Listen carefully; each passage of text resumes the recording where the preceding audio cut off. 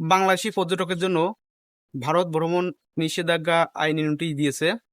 বাংলাদেশের পর্যটক অনেকেই ভারতে যায়, পশ্চিম বাংলা ও ত্রিপুরা রাজ্যে যায়। তাদের নিরাপত্তাজনিত কারণে কিন্তু এরকমটাই করেছে। ইমিগ্রেশনে কিন্তু আইনি নোটিশ দিয়েছে। তো আপনারা যারা ভারতে এই মুহূর্তে যাবেন অবশ্যই জেনে বুঝে যাবেন। হঠাৎ করেই কিন্তু এরকম তথ্য দিয়েছে সময় টিভিতে। তো এই মুহূর্তে যারা ভারতে প্রবেশ করবেন চিকিৎসা, শিক্ষার্থীরা যারা ভ্রমণ করতে যাবে ট্যুরিস্ট ভিসা নিয়ে, তাদের ক্ষেত্রে কিন্তু সমস্যা হতে পারে। অবশ্যই জেনে বুঝে যাবেন। ভারত ভ্রমণে নিষেধাজ্ঞা নোটিশ দিয়েছে ইমিগ্রেশনে। আপনারা বাংলাদেশের ইমিগ্রেশন পার করার সময় কিন্তু আপনার পাসপোর্টে সিল্লাও মারতে পারে, এই সমস্যা হয়েছে। তো অবশ্যই জেনে শুনে যাবেন। হঠাৎ করেই কিন্তু এই সমস্যাটি দেখা দিয়েছে।